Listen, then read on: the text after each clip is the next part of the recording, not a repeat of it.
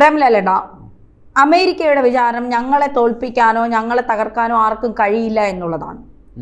അങ്ങനെയുള്ള അമേരിക്കയുടെ കുത്തക സാമ്രാജ്യം തകർത്ത് തരിപ്പണമാക്കാൻ ചൈനീസ് മാതൃക എത്തുകയാണ്. എന്താണ് സംഭവം?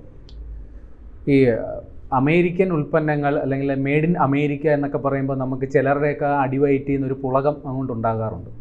അത് മറ്റൊന്നും കൊണ്ടല്ല, ഒന്ന് അത് മുന്തിയ വിലയായിരിക്കും, പിന്നെ അതിൻ്റെ ഗുണനിലവാരം. ഈ മുന്തിയ വിലയായതുകൊണ്ട് അതൊക്കെ വാങ്ങുന്നവൻ എന്തോ വലിയ കൊമ്പത്തുള്ള ആളായിരിക്കും എന്നൊരു ധാരണ നമ്മുടെ സാധാരണക്കാർക്കിടയിലുണ്ടെന്നുള്ളത് വാസ്തവമാണ്. പിന്നെ അമേരിക്കൻ സ്റ്റാൻഡേർഡ് എന്ന് പറയുന്നതും പ്രധാനമാണ്. അമേരിക്കയുടെ ഗുണനിലവാര മാനദണ്ഡങ്ങൾ കർക്കശമാണ്. അതുകൊണ്ട് അതിന് മിനിമം ഒരു നിലവാരം ഉണ്ടാകും. അപ്പോൾ അതുകൊണ്ടാണ് ഈ മെയ്ഡ് ഇൻ അമേരിക്ക ഉൽപ്പന്നങ്ങൾക്കൊക്കെ ഈ അന്താരാഷ്ട്ര തലത്തിൽ വലിയ സ്വീകാര്യത കിട്ടുന്നത്. അപ്പോൾ ഇത് മുതലാക്കി അമേരിക്കയിലെ ചില കമ്പനികളൊക്കെ ഉണ്ട്. ഉദാഹരണമായി പറഞ്ഞാൽ ആപ്പിൾ, നമ്മുടെ ഐഫോൺ നിർമ്മാതാക്കൾ. ഐഫോണിന് ഇപ്പോൾ ഐഫോണിൻ്റെ അതേ ഫെസിലിറ്റികളൊക്കെ കിട്ടുന്ന മറ്റ് ഫോണുകളൊക്കെ ഉണ്ട്. എന്നാലും ഐഫോണിന് വില കൂടുതലാണ്. അത് പ്രധാന കാരണം എന്ന് പറഞ്ഞാൽ ഐഫോൺ ഒരു സ്റ്റാറ്റസ് സിമ്പിളാണ്. അമേരിക്കൻ ഉൽപ്പന്നമായതുകൊണ്ട് അത് ഏതോ ധനാഢ്യന്മാർ മാത്രം ഉപയോഗിക്കുന്ന സ്റ്റാറ്റസ് സിമ്പിൾ ആയതുകൊണ്ട് ആപ്പിളിന് വലിയ വില കൽപ്പിക്കുന്നു.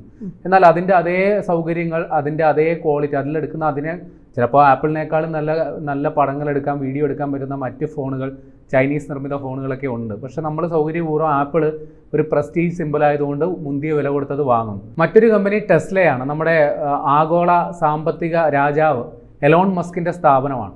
ഇപ്പോൾ എലോൺ മസ്ക് ഈ സാങ്കേതികപരമായ ഒരുപാട് മെച്ചപ്പെട്ടതാണ് തങ്ങളുടെ കമ്പനി എന്ന് അവകാശപ്പെടുന്നതുകൊണ്ട് ടെസ്ല കാറുകൾക്ക് ഇതേപോലെ ഒരു പ്രത്യേക പരിഗണന, അതും ഒരുപാട് സ്റ്റാറ്റസ് സിമ്പിളായിട്ടാണ് ഉപയോഗിക്കുക. നമ്മുടെ മലയാളി നടനായ Manoj K Jayan Tesla car വാങ്ങിയത് പോലും വാർത്തയായിരുന്നു.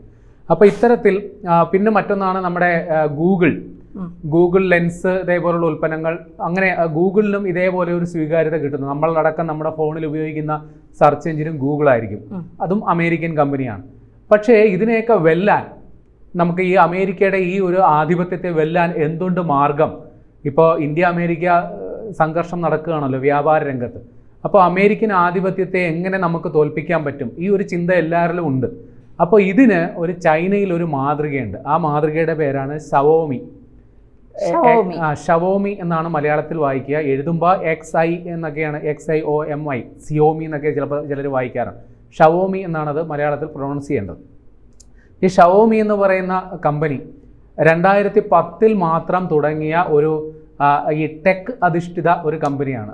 ആദ്യമൊക്കെ ഇവർ ഉണ്ടാക്കിയത് ഈ വീഡിയോ കാണാനായിട്ടുള്ള നമ്മുടെ ഫോണിന് സമാനമായ ഒരു ഗാഡ്ജറ്റാണ് ഇവർ ആദ്യം ഉണ്ടാക്കിയത്. പിന്നീട് അവർ സ്മാർട്ട് ഫോണുകൾ നിർമ്മിക്കാൻ തുടങ്ങി. ഇന്ന് ഈ സ്മാർട്ട് ഫോൺ രംഗത്ത് നമ്മുടെ ആപ്പിൾ ഐഫോണിനെ വെല്ലുന്ന തരത്തിൽ ചൈനീസ് വിപണി ഏതാണ്ട് കീഴടക്കി വെച്ചേക്കുന്ന ഷവോമിക്കാരാണ്. അത് കഴിഞ്ഞിട്ട് അവിടെ ആപ്പിളിന് പോലും നിലനിൽപ്പുള്ളൂ എന്നുള്ളതാണ് വാസ്തവം. അപ്പോൾ ഈ ഷവോമി എന്ന് പറയുന്ന കമ്പനി, ചൈനീസ് കമ്പനി, എങ്ങനെയാണ് ഇത്ര പെട്ടെന്ന് വലിയ സ്വീകാര്യത കിട്ടിയത്? ഇപ്പം ഞാനും ഒരു ഘട്ടത്തിൽ ഷവോമിയുടെ ഫോണുകൾ ഉപയോഗിച്ചിട്ടുണ്ട്. എനിക്കും വളരെ തൃപ്തികരമായിരുന്നു ആ ഒരു ഷവോമിയുടെ ഫോണുകൾ. അപ്പോൾ എങ്ങനെയാണ് ഷവോമി ഇത്ര പ്രസക്തമാകുന്നതെന്ന് ചോദിച്ചാൽ, അവരുടെ ഫോണുകൾ ആപ്പിളിനോട് സാദൃശ്യമുള്ള അല്ലെങ്കിൽ ആപ്പിളിനോട് കിടപിടിക്കുന്ന തരത്തിലുള്ള ഫോണുകൾ അവർ നിർമ്മിക്കുന്നു. അതവിടെ നിൽക്കട്ടെ, അവർ 3 വർഷം മുമ്പ് മാത്രം അവർ ഇലക്ട്രിക് കാർ നിർമ്മാണ രംഗത്തേക്ക് വന്നു. കാറുകൾ നിർമ്മിച്ചു. ഈ കാറുകൾ നിർമ്മിച്ച് അവർ ആദ്യം നിർമ്മിച്ച് വിപണിയിൽ ഇറക്കിയത് ഒരു സെഡാൻ ടൈപ്പ് കാറാണ്. സെഡാൻ ടൈപ്പ് എന്ന് പറഞ്ഞാൽ അത്യാവശ്യം നമ്മുടെ ഈ വീടുകളിൽ ഉപയോഗിക്കാൻ പറ്റുന്ന ചെറിയ കാറിനെയാണ് സെഡാൻ ടൈപ്പ് കാറുകൾ എന്ന് വിളിക്കുക. അപ്പോൾ ആ സെഡാൻ ടൈപ്പ് കാറുകൾ, അതിൻ്റെ വിലയാണ് ഏറ്റവും ആകർഷകമായി വന്നത്. 30,000 അമേരിക്കൻ ഡോളർ മാത്രമാണ് അതിൻ്റെ വില. അപ്പോൾ അത് ഇന്ത്യൻ രൂപയിൽ കണക്കാക്കിയാൽ ഏതാണ്ട് 26 ലക്ഷത്തിനടുത്ത് രൂപ വില വരുന്ന ഒരു കാറാണ് ഈ ഷവോമി. അപ്പോൾ ഇന്ത്യൻ വിപണിയിൽ അത് കമ്പയർ ചെയ്ത് നോക്കിയാൽ നമ്മുടെ മഹീന്ദ്രയുടെ പുതിയ SUV ടൈപ്പ് ഒരു കാറ്, ഇലക്ട്രിക് കാർ വന്നിട്ടുണ്ട്. അതിൻ്റെ വിലയോട് അതേ സാദൃശ്യം പിടിക്കുന്ന ഒരു കാറാണ് അവരാദ്യം ഇറക്കിയ, 3 വർഷം മുമ്പ് മാത്രം ഇറക്കിയ ഈ കാറ്. അത് പോർഷെ എന്ന് പറയുന്ന വലിയ ആഡംബര കാറുണ്ട്, അതുമായിട്ട് വലിയ സാദൃശ്യം തോന്നുന്ന ഒരു കാറാണ് ഇവർ ഇറക്കിയത്. അതുകൊണ്ട് തന്നെ വലിയ രീതിയിൽ അത് സ്വീകാര്യതയുണ്ടായി.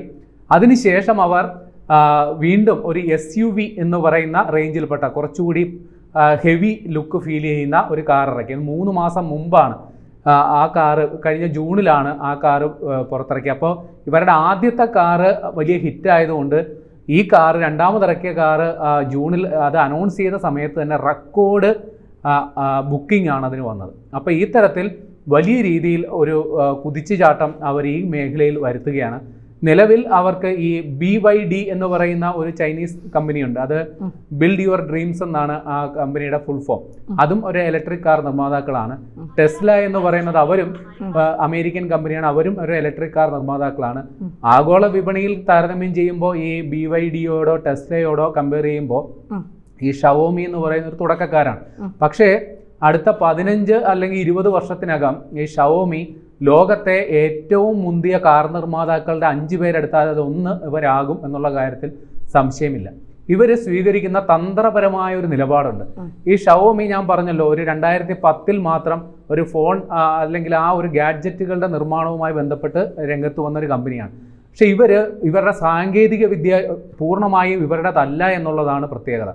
പല ആൾക്കാരുടെ കയ്യിൽ നിന്ന് ചെറിയ ചെറിയ കമ്പോണൻസ് വാങ്ങി അസംബിൾ ചെയ്ത് ഒരു ഫൈനൽ പ്രൊഡക്റ്റ് ആക്കുക എന്ന് പറയുന്ന, പക്ഷെ അങ്ങനെ ഫൈനൽ പ്രൊഡക്റ്റ് ആക്കുമ്പോഴും ഇവരതിൻ്റെ ഗുണനിലവാരം ഉറപ്പുവരുത്തുന്നു എന്നുള്ളതാണ് ഇവരുടെ ഏറ്റവും വലിയ പ്രത്യേകത. അതുകൊണ്ട് തന്നെ ഇവർക്ക് ഈ റിസർച്ച് ആൻഡ് ഡെവലപ്മെൻറ്റ് എന്ന് ഒരു കമ്പനിയുടെ ഏറ്റവും വലിയ തലവേദന റിസർച്ച് ആൻഡ് ഡെവലപ്മെൻ്റ് ആണ്. ഏതെങ്കിലും ഒരു പുതിയ സാധനം കണ്ടുപിടിക്കുകയോ അല്ലെങ്കിൽ അതിനെ വികസിപ്പിക്കുകയോ ചെയ്യുക എന്ന് പറയുന്ന വളരെ സമയച്ചെലവും അതേപോലെ കുറേ ഇൻവെസ്റ്റ്മെൻറ്റും ആവശ്യമായ മേഖലയാണ്. പക്ഷേ ഇവർ ഇക്കാര്യത്തിന് വേണ്ടി പല പല സ്ഥാപനങ്ങളെ സോഴ്സ് ചെയ്യുന്നത് കൊണ്ട്, പല പല സ്ഥാപനങ്ങളുടെ സാങ്കേതിക വിദ്യ ഇവരുടെ ഉൽപ്പന്നങ്ങൾക്ക് വേണ്ടി ഏകോപിപ്പിക്കുന്നത് കൊണ്ട് ഇവർക്ക് വളരെ പെട്ടെന്ന് പുതിയ പുതിയ ഉൽപ്പന്നങ്ങളിലേക്ക് ഇവർക്ക് കടക്കാൻ പറ്റുന്നു എന്നുള്ളതാണ്.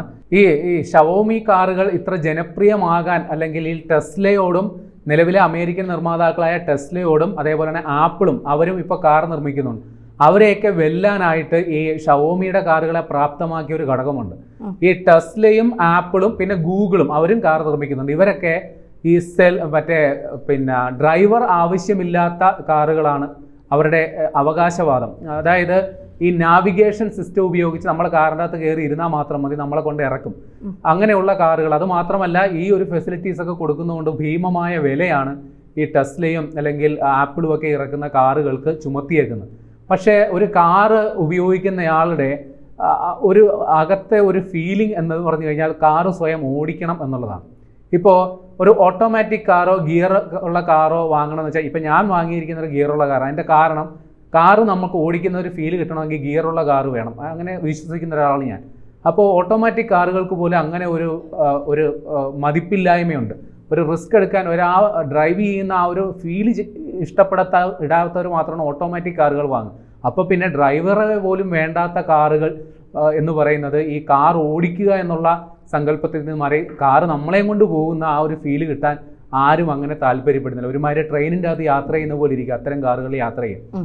അപ്പോൾ ഈ ഷവോമി ആ ഒരു സങ്കല്പത്തിൽ നിന്ന് മാറിയിട്ട് ഇത്തരം ആൾക്കാരെ, ഡ്രൈവ് ചെയ്യുന്നത് ആസ്വദിക്കുന്ന ആൾക്കാരെ തൃപ്തിപ്പെടുത്തുന്ന തരത്തിൽ അവർ കാറുകൾ ഇറക്കി. അതിന് വലിയ സ്വീകാര്യത കിട്ടി. അത് മാത്രമല്ല അതിൻ്റെ ഡിസൈനും അതിൻ്റെ ലുക്ക് ആൻഡ് ഫീല് എന്ന് പറഞ്ഞാൽ, നേരത്തെ പറഞ്ഞല്ലോ പോർഷയുടെ കാറുമായിട്ട് വലിയ സാദൃശ്യമുള്ള ഡിസൈനാണ് ഈ ഷവോമിയുടെ. അപ്പോൾ അതുകൊണ്ട് ആളുകൾ വിലയും കുറവാണ്, ഒരു മതിപ്പ് കാണുന്നതിന് നല്ല മതിപ്പുമുണ്ട്. അത്തരത്തിൽ ഷവോമിയുടെ കാറുകൾക്ക് വലിയ സ്വീകാര്യത കിട്ടി. അത് മാത്രമല്ല ചൈനീസ് സർക്കാരിൻ്റെ വലിയ പിന്തുണ ഈ ഷവോമി കാറുകൾക്ക് കിട്ടി. അവരുടെ ഈ ചാർജിങ് സ്റ്റേഷനുകളടക്കം സജ്ജീകരിക്കുന്നതിൽ കൂടുതൽ ഉദാരമായ സമീപനം സ്വീകരിക്കുന്നതിലൊക്കെ ചൈനീസ് സർക്കാരും വലിയ പിന്തുണ ഈ ഷവോമിക്ക് കൊടുത്തു. അങ്ങനെ പെട്ടെന്ന് കഴിഞ്ഞ 3 വർഷം മുമ്പാണ് അവർ ഈ കാർ നിർമ്മാണ രംഗത്തേക്ക് വന്നതെങ്കിൽ ഇപ്പോൾ അവർ ചൈനയിൽ ടെസ്ലയെയും അല്ലെങ്കിൽ ആപ്പിളിനെയും വെല്ലുന്ന തരത്തിൽ അവരുടെ വിപണി പിടിച്ചടക്കി എന്നുള്ളതാണ് വാസ്തവം. വലിയ താമസമില്ലാണ്ട് അവർ ലോകത്തെമ്പാടും അവരുടെ വിപണി സാധ്യതകളുമായി മുന്നോട്ട് വരും എന്ന കാര്യത്തിൽ സംശയമില്ല. പക്ഷെ അവർക്കുള്ള ഏക വെല്ലുവിളി ഈ ചൈനീസ് ഉൽപ്പന്നങ്ങൾക്ക് അല്ലെങ്കിൽ ഈ EV കാറുകൾക്ക് പൊതുവേ ഇപ്പോൾ ഒരു സംശയം എല്ലാവർക്കുമുണ്ട്. കാര്യം ഈ പെട്രോൾ അല്ലെങ്കിൽ ഡീസൽ ഉപയോഗിക്കുന്ന കാറുകളെ അപേക്ഷിച്ച് ഇവരുടെ ഈടുനിൽപ്പ്, ഈ EV കാറുകളുടെ ഈടുനിൽപ്പ് സംബന്ധിച്ച് പലർക്കും പല ആശങ്കകൾ ഇപ്പോൾ ഉണ്ട്. അതുകൊണ്ട് ഇപ്പോൾ ഈ ടെസ്ല കാറുകൾക്കടക്കം വിപണിയിൽ ഒരു ഡിമാൻഡ് കുറവ് അനുഭവപ്പെടുന്നുണ്ട്. അപ്പോൾ അതിനെയൊക്കെ അതിജീവിച്ച് എത്രത്തോളം മുന്നോട്ട് പോകും എന്നുള്ളത് ഷവോമിയെ സംബന്ധിച്ചൊരു വെല്ലുവിളിയാണ്. പക്ഷേ അടിവരയിട്ട് പറയാം, അമേരിക്കൻ കുത്തക അല്ലെങ്കിൽ അമേരിക്കയുടെ മുൻനിര കമ്പനികളായ ആപ്പിളിനെയും ടെസ്ലയെയും ഗൂഗിളിനെയൊക്കെ വെല്ലാൻ ഷവോമിക്ക് കഴിയുന്നുണ്ടെങ്കിൽ അത് ഒരു ചൈനീസ് കമ്പനിയാണ് നമ്മുടെ തദ്ദേശീയമായിട്ടുള്ള കമ്പനികളുണ്ടല്ലോ, മാരുതി, ടാറ്റ, അതേപോലുള്ള കമ്പനികൾ നമുക്കുമുണ്ടല്ലോ. ഒന്ന് മനസ്സ് വെച്ചാൽ ഇവർക്കും ഷവോമിയുടെ മാതൃക പിന്തുടരാവുന്നതേ ഉള്ളൂ. അങ്ങനെ അമേരിക്കയുടെ ആധിപത്യത്തെ അല്ലെങ്കിൽ അമേരിക്കയുടെ വെല്ലുവിളിയെ നമുക്ക് ചൈനീസ് മാതൃക ഉപയോഗിച്ച് സധൈര്യം നേരിടാനും സാധിക്കും.